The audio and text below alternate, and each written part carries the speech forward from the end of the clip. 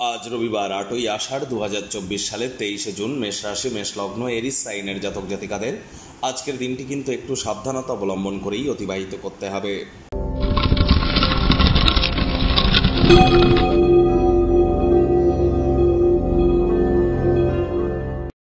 ভিডিওটির শুরুতেই আপনাদের সকলকে আবারও অমাপতি বা অম্বুবাচীর হার্দিক শুভেচ্ছা ও অভিনন্দন রইল।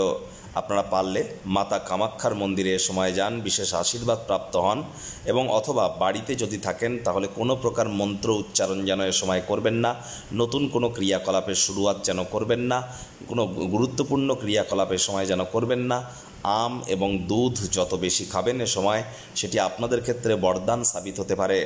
দেখুন, আজ কিন্তু রবিবার, ছুটির দিন। যদি বাড়িতেই থাকেন, আয়েশ আমোদ প্রমোদ বিনোদনের মাধ্যমে কাটান। আসছে সপ্তাহের জন্য শক্তি সঞ্চয় করতে পারবেন। শনি কিন্তু বক্রী হতে চলেছে 30শে জুন, আর মাত্র 7 দিন পরেই কিন্তু শনি বক্রী হয়ে যাবে, যার ফলস্বরূপ আপনাদের উপরে ঠিক কী কী প্রভাব পড়তে পারে সে বিষয়ে বিস্তারিত আলোচনা সহ ভিডিও চ্যানেলে অলরেডি আপলোড করা হয়েছে। সময় সুযোগ বুঝে একবার দেখে বা শুনে নিতে ভুলবেন না। আই বাটনে আমরা লিঙ্ক দিয়ে দেব। ভাগ্য মিটার আজ আপনাদের বলছে 5.5 আউট অফ 10 ভাগ্য আপনাদের অনুকূলেই থাকবে। আজ কায়িক পরিশ্রম হলেও শরীর মনে সতেজতা এবং তরতাজাই কিন্তু আপনারা অনুভব করবেন। দীর্ঘদিনের পুরনো রোগশোক অসুস্থতা থেকেও আজ মুক্তি পাওয়ার দিন, পরিত্রাণ পাওয়ার দিন। শুভ সংখ্যা থাকছে 6, শুভ রং থাকবে যে কোনো স্বচ্ছ বা গোলাপি রং। বন্ধুবান্ধবরা আজ আপনাদেরকে বিশেষ কোনো ব্যক্তিবর্গের সাথে আলাপ করিয়ে দিতে পারে, যিনি আপনাদের চিন্তা ভাবনায় লক্ষণীয় প্রভাব ফেলতে চলেছেন। অর্থগতভাবে ব্যয়বহুল একটি দিন, খরচ বাড়বে। নতুন উদ্যোগ পরিকল্পনার পাশাপাশি নতুন নির্মাণ কার্যকে পিছিয়ে দিন। প্রয়োজনে পরিবারের সদস্যদের সাথে মানি ম্যানেজমেন্ট, মানি সেভিং সম্পর্কে আলোচনা করুন, অত্যন্ত উপকৃত হবেন। চাকরিজীবী যারা আছেন, অফিসে কম কথা বলে কাজ বেশি করুন। মনের থেকে মস্তিষ্ককে বেশি দাম দিন। কোনো প্রকার অফিস পলিটিক্স বা গসিপিংয়ের অংশ যেন হবেন না, বসের কিন্তু কুনজরে পড়ে যেতে পারেন। রাজনীতিবিদ যারা আছেন, জনসংযোগ বৃদ্ধি করুন। সমাজসেবা, দান ধ্যান, ধর্মীয় ক্রিয়াকলাপে অগ্রণী ভূমিকা নিন।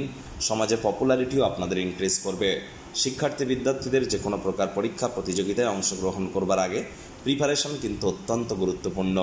প্রেমিক প্রেমিকা, স্বামী স্ত্রী উভয়ের ক্ষেত্রেই বলবো, রূঢ় বাক্যের প্রয়োগ, অশ্লীল ব্যবহার যেন করবেন না। তৃতীয় কোনো ব্যক্তিকে সম্পর্কের মধ্যে যেন প্রবেশ করতে দেবেন না, সম্পর্কের দুর্বলতা আরও বেড়ে যেতে পারে। শত্রুপক্ষ, বিরোধী পক্ষ আজ একটু হলেও শক্তিশালী থাকছে, তবে বড়সড় কোনো ক্ষয়ক্ষতি তারা আপনাদেরকে করতে পারবে না। পরিবারের প্রয়োজনীয়তাকে অগ্রাধিকার দিন।